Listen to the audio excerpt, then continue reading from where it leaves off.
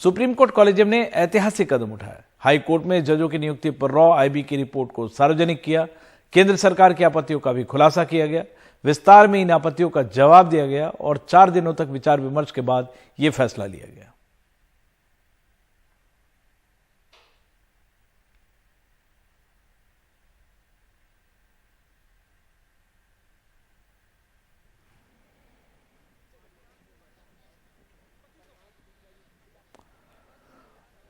तो supreme court का ये ऐतिहासिक फैसला था जिसमें रॉ और आईबी की जो रिपोर्ट है उसको सार्वजनिक किया गया है। साथ ही केंद्र सरकार ने जो आपत्तियां जताई थी उसका भी खुलासा किया गया है और 4 दिन तक विचार विमर्श के बाद ये फैसले पर पहुंची है सुप्रीम कोर्ट।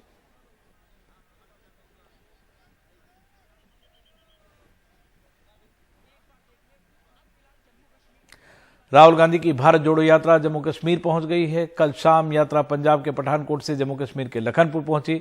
इस दौरान राहुल गांधी ने कहा कि मैं अपनी जड़ों की ओर लौटा हूं। जिस धरती से मेरा परिवार आया था मैं वहां पैदल चलकर लौट रहा हूं। यहां हर कोई आहत है और हर कोई पीड़ित है। साथ ही उन्होंने कहा कि आपने बहुत कुछ सहा है और मैं यहां आपका दुख साझा करने आया। राहुल गांधी की भारत जोड़ो यात्रा का ये अंतिम चरण है। यात्रा 27 जनवरी को श्रीनगर पहुंचेगी और 30 जनवरी को भारत जोड़ो यात्रा का समापन होगा। कांग्रेस ने इस मौके पर कई विपक्षी पार्टियों को साथ आने का न्योता दिया है।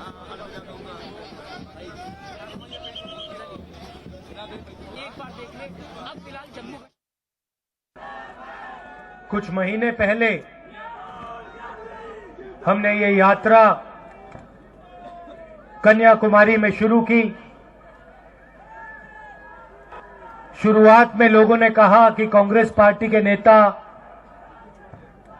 5-6 दिन चलेंगे,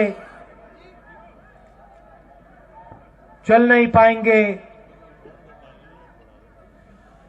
4 महीने में हम यहां तक पहुंच गए हैं।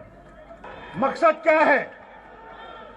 मकसद है हिंदुस्तान को जोड़ना, भारत को जोड़ना।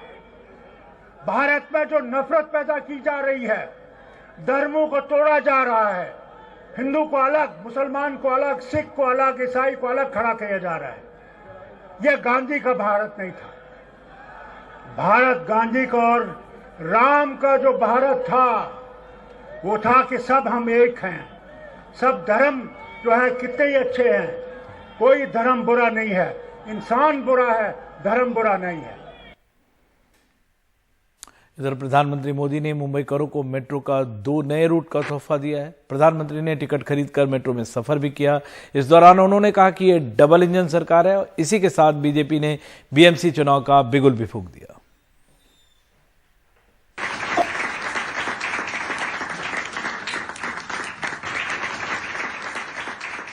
अंधेरी से दहिसर, मुंबई करों को मेट्रो की 2 लाइनों की सौगात मिली। को देखने के लिए और खुद बेहद विशिष्ट अंदाज में मुंबई मेट्रो के 2A और 7 2 नए रूट पीएम ने खुद हरी झंडी दिखाई और टिकट खरीदकर कुछ लोगों के साथ मेट्रो में सफर भी किया। सबसे ज्यादा बातें उन्होंने एक्चुअली हम लोगों को पहले उन्होंने स्वनिधि योजना चालू की थी कुछ साल पहले। जैसे कि जो हम लोग स्टॉल लगाते हैं तो उनको कम ब्याज पे उस पे हम लोगों को लोन मिल रहा था बैंक से। तो ये योजना हम लोगों को पिछले साल बताई गई थी और हम लोगों ने उसका फायदा उठाए थे और बराबर वक्त पर हम लोगों ने वो पैसे लौटा दिए थे। तो शायद वो बीएमसी की तरफ से हमारी रिपोर्ट वहां तक पहुंची थी कि हमने उसका फायदा उठाया है, तो इसलिए हम लोगों को बुलाया गया था और उससे ज्यादा भी हम लोगों ने लोन दोबारा लिया है। उससे भी वो कुछ थे, ऑनलाइन पेमेंट भी हम लोग करते हैं, वो सवाल भी उन्होंने हमसे पूछा। और अपनी जो तरक्की हमने की है लोन लेने के बाद या फिर हमारे बिजनेस के साथ, तो वो पूछ रहे थे कि उसके साथ वो पैसों के साथ आप क्या करते हैं। 12,600 करोड़ की इस मेट्रो परियोजना सहित मुंबई में पीएम मोदी ने लगभग 38,800 करोड़ रुपए की परियोजनाओं का उद्घाटन किया। माननीय प्रधानमंत्री जी से करती हूँ। पीएम बोले, ये डबल इंजन सरकार का विकास है। बीएमसी में सत्ता आई तो मुंबई के विकास को तेज रफ्तार मिलेगी, यानी बीएमसी चुनाव के लिए जमीन मजबूत करने की कोशिश। मुंबई जैसे शहर में प्रोजेक्ट को तब तक तेजी से नहीं उतारा जा सकता जब तक स्थानीय निकाय की प्राथमिकता भी तेज विकास की ना हो। जब राज्य में विकास के लिए समर्पित सरकार होती है, जब शहरों में सुशासन के लिए समर्पित शासन होता है, तभी ये काम तेजी से जमीन पर उतर पाते हैं। इसलिए मुंबई के विकास में स्थानीय निकाय की भूमिका बहुत बड़ी है। मंच के दोनों तरफ लगे बीएमसी के तस्वीरों से यह समझा जा सकता है कि प्रधानमंत्री नरेंद्र मोदी के मुंबई आने के बाद शिंदे और फडणवीस की कोशिश होगी बीएमसी चुनावों से पहले अपने आप को मजबूत बताने की।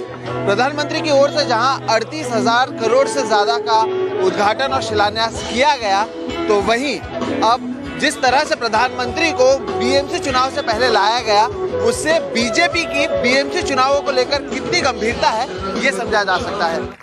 मुंबई से सोहित मिश्रा और पूजा भारद्वाज के साथ सुनील सिंह, एनडीटीवी इंडिया के लिए। ऐसे ब्याज लेने के लिए जाते थे। दिल्ली विधानसभा में कल का दिन हंगामेदार रहा। खास बात यह रही कि हंगामा पक्ष विपक्ष दोनों ने किया। आप विधायकों ने दिल्ली के मुख्य सचिव, वित्त सचिव और स्वास्थ्य सचिव को निलंबित करने की मांग उठाकर हंगामा किया, तो बीजेपी विधायकों की मांग थी कि केजरीवाल सरकार किसानों को उनकी जमीन का सही मुआवजा दे।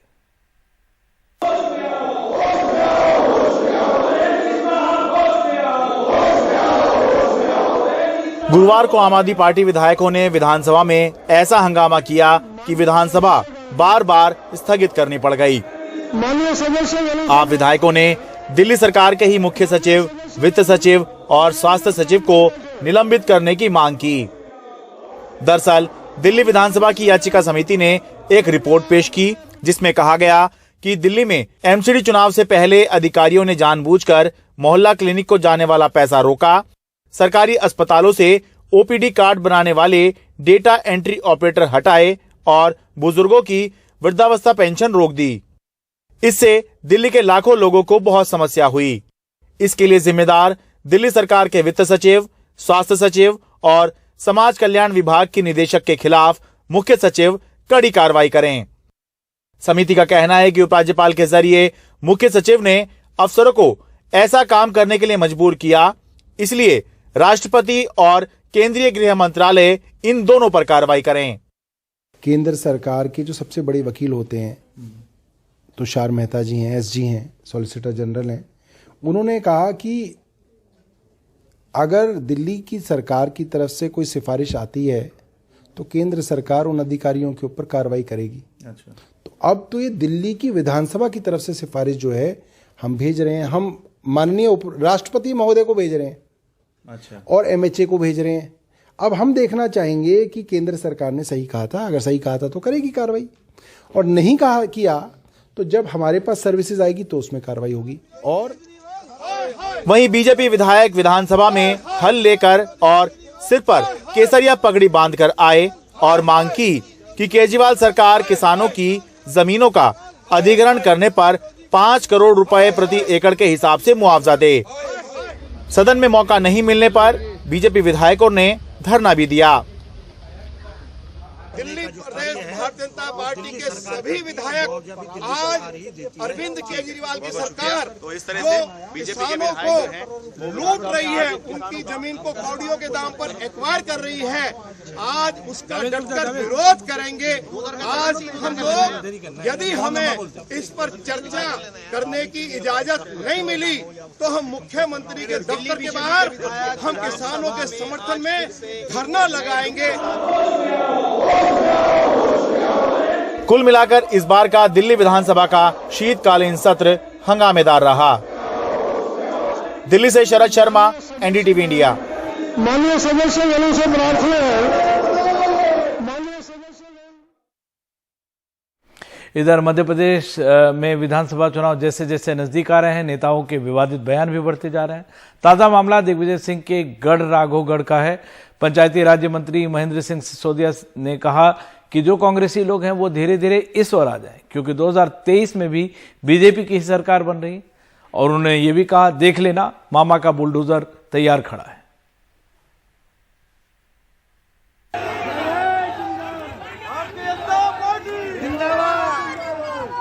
और देखो भैया, जो भी कांग्रेसी लोग हों वो धीरे धीरे करके चुपचाप सर गया, क्योंकि नहीं तो 23 में भी सरकार भाजपा की बनेगी। फिर देख रही हो मामा का बुलडोजर खड़ा है तैयार। वैसे। जेडीयू के नेता गुलाम रसूल बलियावी ने झारखंड के हजारीबाग में भड़काऊ बयानबाजी की है। उन्होंने कहा कि कानून की चाहे जितनी मोटी किताबें बनवा लो, मेरा कानून मेरा रसूल है। उन्होंने कहा कि अगर मेरे आका की इज्जत पर हाथ डाला गया तो शहरों को करबला बना दिया जाएगा। साथ ही उन्होंने मुस्लिमों के लिए सेफ्टी एक्ट की भी मांग कर दी है। बलियावी तो कहता है मुझे जितनी गालियां देनी हो दे लो, लेकिन मेरे आका की इज्जत पे हाथ डालोगे ना, अगर मेरे आका की इज्जत पे हाथ डालोगे तो अभी तो हम करबला मैदान में इकट्ठा हुए हैं, उनकी इज्जत के लिए हम शहरों को भी करबला बना देंगे।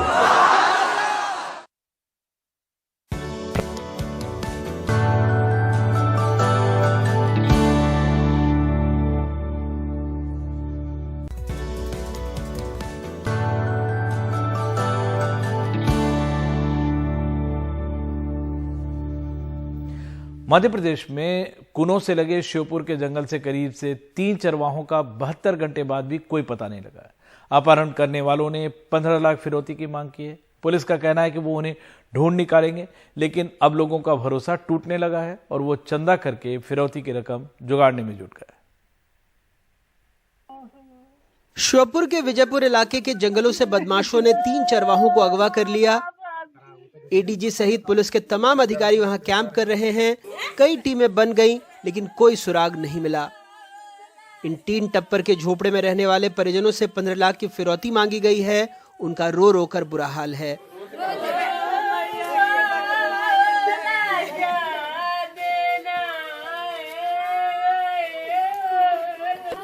अब रहते साथ बकरी चराते, अपने टाइम पास करे, गरीब आदमी मजदूरी कर रहे, तो 7 ने पकड़ के ले गए, 4 लोगों को छोड़ दिए। तो फिर बाद में 2 दिन बाद खबर आई है कि 15 लाख रुपए लेके आओ, हम चंबल पहली बहल निकल चुके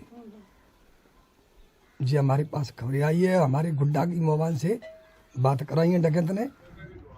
गांव वाले पुलिस प्रशासन से निराश हैं। अब चंदा करके फिरौती की रकम जुटाने में लगे हैं। जमीनें है नहीं, मवेशी बेचतना ने, अन्न है नहीं, पानी की दत्ती है नहीं, आकर पे क्या करेंगे। गांव बस्ती ये करेगी कि जान बचाने के लिए जा बदी है 2 रुपया, 100 रुपया, 2000, 10,000 इकट्ठे रुपया करके और अपने बच्चों को सहयोग नहीं मिलेगा तो दे के और अपने बच्चों को तो बरी तो कराएंगे सर। वहीं पुलिस की टीम लगातार जंगल में सर्चिंग कर रही है। दावा है उसके हाथ कुछ अहम सुराग लगे हैं। हमारी टीम लगातार लगी हुई है और पहले हमने अज्ञात बदमाशों की सूचना देने के लिए 10,000 का इनाम घोषित किया था, जिसे अब बढ़ाकर 30,000 किया है। शुक्रवार शनिवार की दरमियानी रात बदमाशों ने 7 लोगों का अपहरण किया था और उन्हें धोरेट बाबा के जंगल की ओर ले गए थे। देर रात उसमें से 4 लोगों को मार पीट कर छोड़ दिया गया था। 6 थानों की 8 टीमें 4 दिनों से चंबल की खाक छान रही हैं, लेकिन 3 अपहृत चरवाहों का अभी तक कुछ पता नहीं लगा है। इस दौरान बढ़ी है तो सिर्फ उनकी फिरौती की रकम। श्योपुर से अपने सहयोगी अजय और भोपाल से कैमरा पर्सन रिजवान खान के साथ अनुराग द्वारी, एनडीटीवी इंडिया। दिल्ली के एम्स की सुरक्षा अब रिटायर्ड सैनिकों और अर्धसैनिक बलों के हवाले होगी। इस आदेश ने एम्स में तैनात 3000 प्राइवेट गार्ड के सामने मुश्किलें खड़ी कर दी। संकट में नौकरी है और खतरे में रोजी रोटी। जब से ये सुनी है ये बात, ये चर्चा, कैसे वक्त बीत रहा है फिर? सर रात में नींद नहीं होती है, हर समय बाल बच्चे की तरफ दिमाग रहता है, टेंशन में रहते हैं कि कैसे हम लोग जिएंगे। हम लोगों का रोजी रोटी का सवाल है। मैं तो मोदी जी से भी, आपसे मीडिया भाइयों से आपसे निवेदन करूंगा कि ये इस खबर को मोदी जी तक पहुंचाया जाए, स्वास्थ्य मंत्री तक पहुंचाया जाए कि हम लोगों को गरीब आदमी, एक देश का प्रधानमंत्री चाय बेचने वाला हुआ है, हम लोगों को गार्ड हैं, गार्ड का औकात क्या होता है। डर भी है, तकलीफ भी।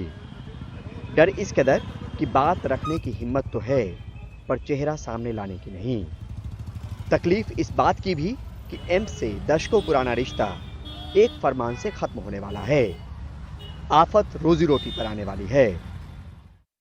एम्स के एक आदेश के मुताबिक रिटायर हो चुके फौजियों के कल्याण को लेकर काम करने वाले पुनर्वास महानिदेशालय के जरिए ही सिक्योरिटी स्टाफ रखा जाएगा।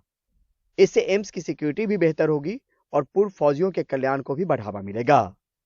कई बरसों से एजेंसीज तो बदल रही हैं, पर गार्ड वही बने रहते हैं। इसकी वजह से कैंपस में दलालों की हरकतें भी बढ़ रही हैं।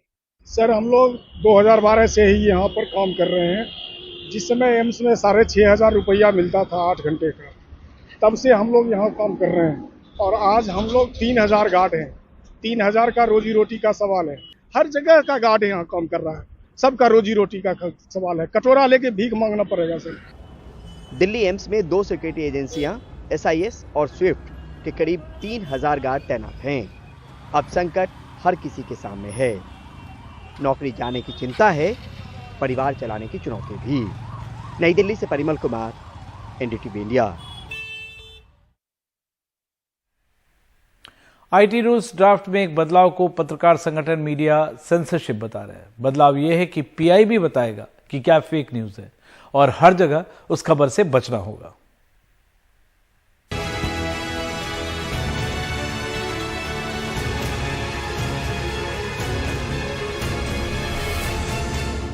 एडिटर्स गिल्ड ऑफ इंडिया को अंदेशा है कि सरकार फिर सेंसरशिप लाने की कोशिश में है। IT नियमों में बदलाव को लेकर यह अंदेशा है।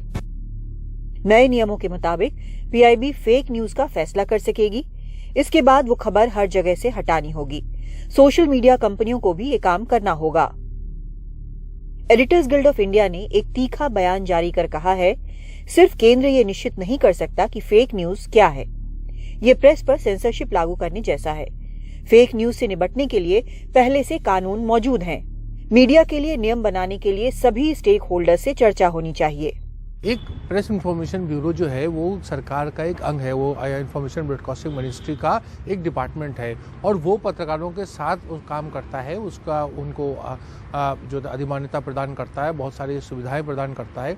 लेकिन उसका काम ये है कि इनेबलर वो ये बात की जांच नहीं कर सकता कि पत्रकारिता में क्या सही है क्या गलत है। जैसा फेक न्यूज़ का मामला है, एक तरीके का प्रकोप है। इस प्रकोप से निपटने के लिए हम सब अपनी अपनी जगह पर सतर्क हैं, सचेत हैं और कुछ करना चाहते हैं और उसके लिए नियम कायदे कानून भी हैं। IT रूल्स के ये सभी प्रावधान अभी सिर्फ ड्राफ्ट है, लेकिन इस पर उठे सवालों और पत्रकारों की आपत्तियों से उम्मीद है कि इनमें सुधार किया जाएगा। दिल्ली से कादम्बिनी शर्मा, NDTV इंडिया।